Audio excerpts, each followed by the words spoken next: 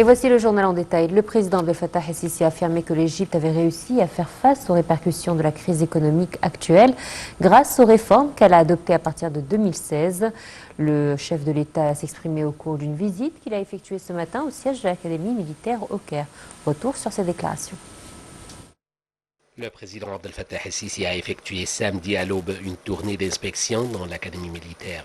Au cours de la visite, le président el-Sisi a souligné que l'Égypte avait réussi à faire face aux répercussions de la crise économique actuelle grâce aux réformes qu'elle a adoptées à partir de 2016.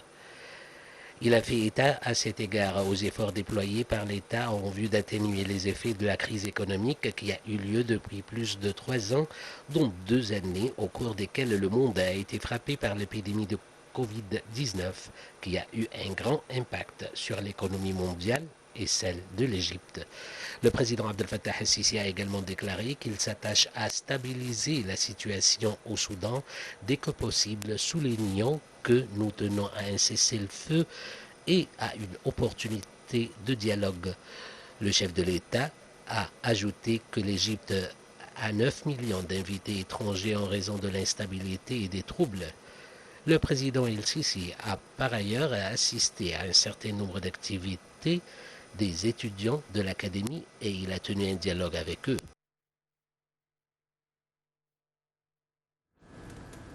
Le président Abdel Fattah el-Sisi a participé aux funérailles de la mère du Premier ministre Dr Moustapha Madbouli, décédé hier, vendredi.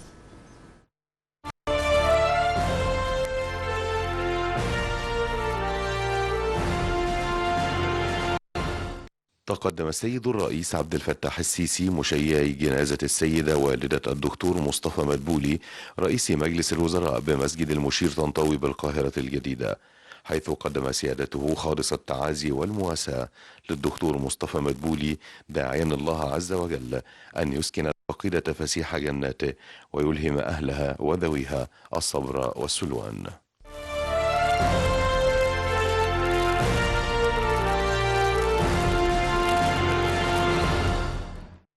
Le Parlement arabe a tenu aujourd'hui au siège de la Ligue arabe sa 5e session.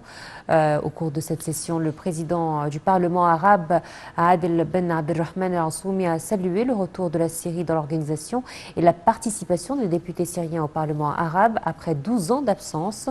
La session a abordé un certain nombre de sujets, notamment la situation politique et sécuritaire dans le monde arabe et un projet loi arabe indicatif sur l'augmentation des investissements dans les domaines des énergies propres et renouvelables dans le monde arabe, ainsi que les préparatifs de la tenue de la 2e édition du Forum arabe sur la promotion de l'intégration économique arabe.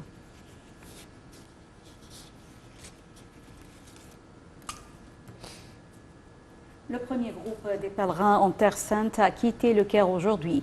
Le ministère de l'Intérieur continue de fournir des facilités pour les pèlerins du tirage. La délégation de pèlerinage au ministère s'attache à poursuivre ces facilités tout au long de la période d'exécution des rituels.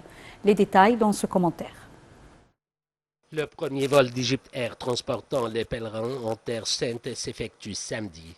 Le pont aérien sera mis en place jusqu'au 23 juin, courant afin de transporter les pèlerins qui voyagent dans le cadre des associations organisant un tirage et ceux voyageant à travers des compagnies de tourisme.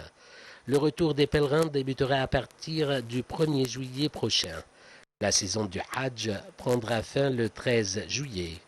Pour sa part, Égypte Air a adressé les consignes à l'intention des pèlerins cette année. La compagnie a souligné la nécessité pour les pèlerins de se présenter à l'aéroport international du Caire et les autres aéroports égyptiens 4 heures avant le départ.